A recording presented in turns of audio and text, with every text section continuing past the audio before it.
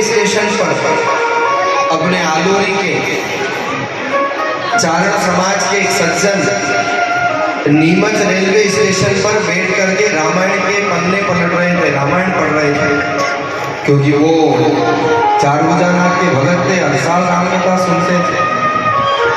अब जब उन सज्जन को रामायण पढ़ते हुए देखा तो जिसका नया नया विवाह हुआ था, जवान था, जवानी माथे चढ़ करके बोल रही थी, उसने उस वृद्ध दंपति जो कि रेलवे स्टेशन की बेंच पर बैठ करके रामायण का पाठ कर रहे थे, सुंदरकांड पढ़ रहे थे, रामायण पढ़ रहे थे, उनसे जाकर के विरोध किया कि ये क्या एक ही पोथी दिन पर पढ़ते हो, वही राम जी ने, वही रावण ने, वही सीता जी ने, वही राम कथा, क्या बार बार एक ही चीज पढ़ते हो, इसको पढ़ने से मिलेगा क्या? और उसने उपहास किया, मजाक बनाई। लेकिन वो आलोरी के थे, धैर्यवान थे, समझदार थे, उन्होंने कहा इसका जवाब थोड़ी देर बाद में देंगे। और इतने में क्या हुआ महाराज, इधर तो वो नया नया जो विवाह करके युवक आया था वो मजाक बना ही रहा था, इतने में ट्रेन आ गई, और ट्रेन आ गई तो सबको अपना कपड़ी बची चढ़ने के लिए।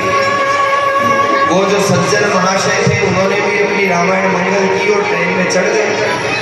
जैसे ही ट्रेन चलने लगी और वो जो नवयुगल दंपति, जो लड़का था जिसका नया नया विवाह हुआ, वो चिल्लाने लगा, अरे ट्रेन रोको, ट्रेन रोको, ट्रेन रोको। सब लोगों ने कहा अरे क्या हुआ, क्या हुआ? उसने कहा अरे महाराज कोई चेन खींचो, ट्रेन रुको, मैं तो चढ़ गया पर मेरी पत्नी स्टेशन पे रह गई। वो जो नया नया लड़का था उसने कहा कि ट्रेन रोको, मैं तो चढ़ गया पर मेरी घरवाली, मेरी वाइफ का मतलब पता है कि नहीं आपको? वाइफ का फुल फॉर्म क्या होता है? Without information fight every time, ये होता है वाइफ का फुल फॉर्म। इसलिए हमारे यहाँ धर्म पत्नी कहते हैं, पत्नी वो जो धर्म सिखाए, जो धर्माचरण करे। तो उससे कहा कि भैया पत्नी नीचे रह गई और ट्रेन रोको। तो जो वृद्ध दंपति ने कहा कि अगर रामायण पढ़ी होती तो पत्नी नीचे नहीं रहती। उसने कहा पत्नी के नीचे रहने का रामायण से क्या लेना देना है, ये क्या लॉजिक हुआ, ये क्या बात हुई? तब एक उस वृद्ध दंपति ने बहुत बड़ी बात कही कि रामायण पढ़ के अगर जीवन में उतारी होती तो ये गलती नहीं करते, क्योंकि रामायण सिखाती है।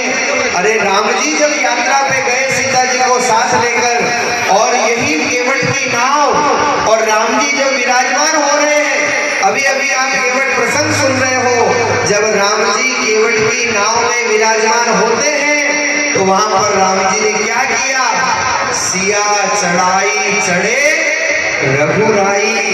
मानस में गोस्वामी जी ने कहा केवट की नाव पर पहले राम जी ने सीता जी को चढ़ाया, फिर राम जी स्वयं चढ़ते हैं। वृद्ध दंपति ने कहा रामायण पढ़ी होती तो पहले अपने पत्नी को चढ़ाता, फिर खुद चढ़ता, तो उसकी ट्रेन नहीं छूटती। बहुत छोटा उदाहरण है, लेकिन इसलिए कहा जाता है कि रामायण जीना सिखाती है। और इसलिए तो पहले लोग कह गए लेडीज फर्स्ट। तो ये परंपराएं, ये छोटे छोटे जीवन के दृष्टांत एक बहुत बड़ा जीवन में प्रेरणा प्रदान करते हैं। अरे पैर जिसके झूठे खाए उस शबरी की क्या औकात थी, और सच पूछो तो दुनिया वालों ये सब प्रेम की तो बात थी। अरे प्रेम, वो भाव, वो आत्मीयता, वो भगवान से लगाओ, यही तो राम जी को केवट के पास आने के लिए मजबूर कर देता है। क्या केवट ने आग्रह किया है? केवट बार बार चरण प्रक्षालन कर रहा है, प्रभु से कहता है प्रभु आप एक पाँव मुझे धोने दो, और जैसे ही एक चरण का प्रक्षालन किया फिर कहता है दूसरा पाँव दो, और भगवान जब दूसरा पाँव नीचे रखते हैं तो फिर केवट कहता है प्रभु ये पाँव तो वापस गंदा हो गया, रज लग गई, अब ये वापस धोने दो।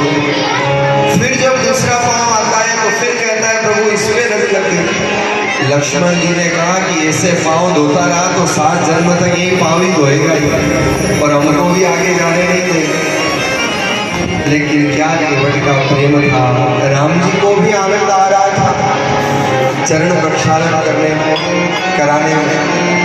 कभी कभी भक्त के प्रेम को देख करके भगवान भी आनंदित हो जाते हैं। केवट के पास वो प्रेम था कि राम जी को चल करके आना। और इसलिए मैं कहता हूँ कि बेर चुन लो, कल काम आएंगे। ये हमारे राम झूलन दास जी विगत 6 दिनों से आपको राम कथा के बेर प्रदान कर रहे हैं। सत्संग के बेर, भजन के बेर ये रोज बिखेर रहे हैं। और आसपास की जो संपूर्ण जनता है, मैं उनसे कहना चाहूंगा कि इनके द्वारा बिखेरे गए बेर चुन लो, अरे कल काम आएंगे। और हमारी कुटिया पे भी कभी राम आएंगे, हमारी कुटिया पे भी कभी राम आएंगे।